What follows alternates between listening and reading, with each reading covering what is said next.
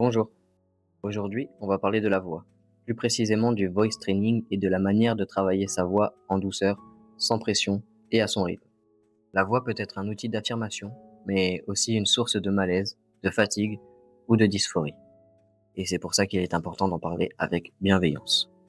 Quand on entend parler du voice training, beaucoup de personnes pensent immédiatement à une idée très précise, parler plus grave ou parler plus aigu. Et pourtant, c'est une idée reçue. La hauteur de la voix n'est qu'une petite partie de ce qui fait une voix. Se concentrer uniquement là-dessus peut mener à forcer, et forcer fatigue.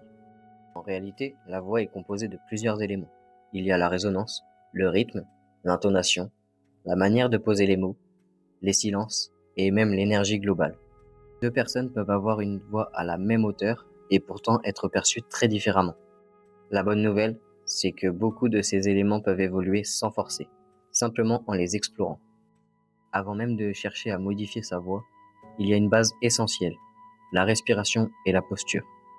Une voix plus confortable commence souvent par une respiration plus basse, au niveau du ventre, et par moins de tension dans la nuque, les épaules et la mâchoire.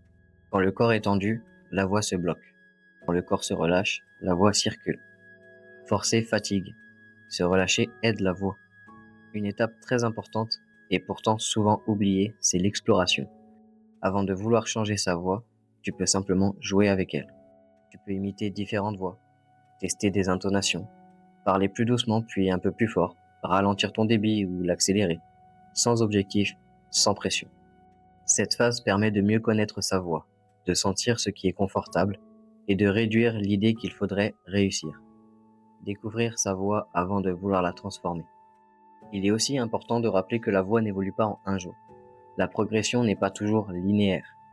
Il y a des jours où tout semble facile et d'autres où la voix paraît plus fragile. Et c'est normal. Les progrès sont parfois discrets, mais quand ils se font en douceur, ils sont souvent plus stables et plus durables. Un rappel essentiel maintenant, il n'y a pas de compétition. Il n'existe pas de bonne ou de mauvaise voix. Pas de voix assez ou pas assez. Comparer sa voix à celle des autres peut faire beaucoup de mal et n'aide pas à avancer.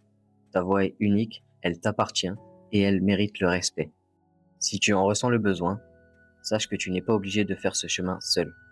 Il est possible de travailler sa voix avec un ou une orthophoniste, un ou une coach vocale, ou un ou une professeure de chant.